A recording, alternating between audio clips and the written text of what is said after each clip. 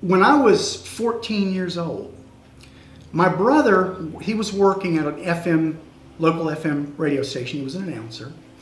And he had a co-worker there whose father passed away that was a ham. Well, they went over to the house to clean it out, the attic to clear it out. Well, one of the things he brought back was this Holocrafters shortwave radio. I remember my mother saying to me, I know you want that radio to work, let's see if we can take it somewhere. Well, we took it down to this place called Webb TV Radio there in Columbia, South Carolina. And Mr. Webb, he was old at the time, he was in his 70s, he was getting ready to retire.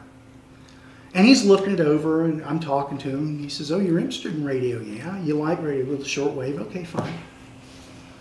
And he says to me, he says, if you really want to do this, why don't you come to my shop? Can your mom bring you at least 1 or 2 afternoons a week? Mm-hmm. Okay. Because he was going to teach me about it. Well, I didn't know he was going to put the pliers and the soldering in my hand. I mean, the soldering iron. I was like, okay, fine. So he's the one that really taught me radio and tube technology. And that's where I learned it.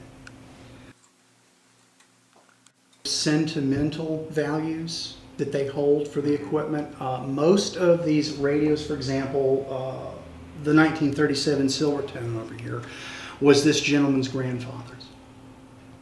One gentleman that I had brought an old 1939 RCA console to me, and he said, my grandmother heard FDR's address about the Japanese attack on Pearl Harbor on this radio. Can you fix it?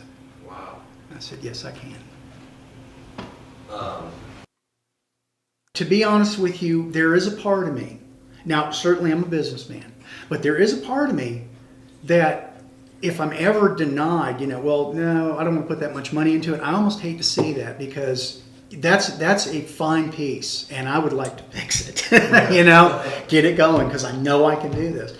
But yeah, I mean, it's a good feeling to know that I'm able to go in here, revitalize, revamp, refurbish this piece of equipment that was otherwise collecting dust, and 20 or 30 years ago might have been a piece of junk to somebody, but now all of a sudden, it's important.